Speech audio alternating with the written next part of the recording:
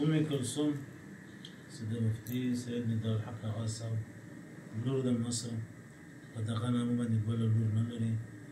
د مولوي باالحق سید باالحق صاحب زاده کاشاني رحمه الله لمسۍ ده چې په دغه نامه باندې بله لمسۍ نه لري.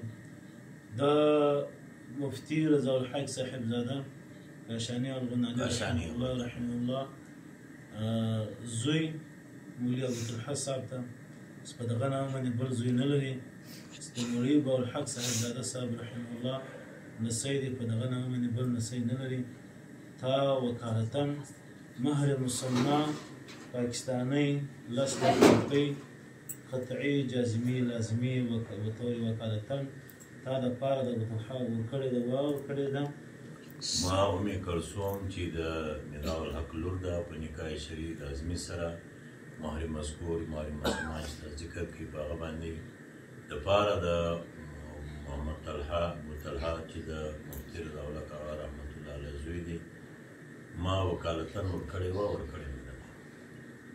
ابوطلحه چې د مفتي رضا الحق صاحب زاده صاحب رحمه الله زوی دی چې په دغه نامه باندې بل زوی نه لري.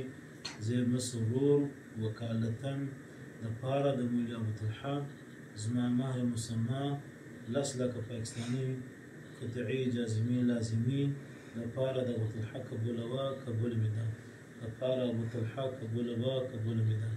د پاره د ابوطلحه وکالتان ورته قبول مې قبول مې ده. الحمد لله امين يا رب. والصلاة والسلام على خير خلق محمد وآله وصحبه أجمعين. اللهم لك الحمد كما أنت أهله، فصل على محمد كما أنت أهله، وافعل بنا ما أنت أهله، فإنك أهل التقوى وأهل المغفرة. ربنا ظلمنا أنفسنا وإن لم تغفر لنا وترحمنا لنكونن من الخاسرين. امين. اللهم إنك عفو كريم تحب العفو فاعف عنا يا رب العالمين.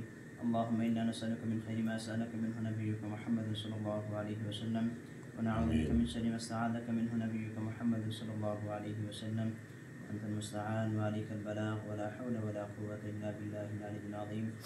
اللهم بارك لنا في معاملتنا، اللهم بارك لنا في مكانحتنا، اللهم بارك لنا في مناكحتنا، اللهم بارك لنا في مناكحتنا هذه، اللهم بارك لنا في هذه.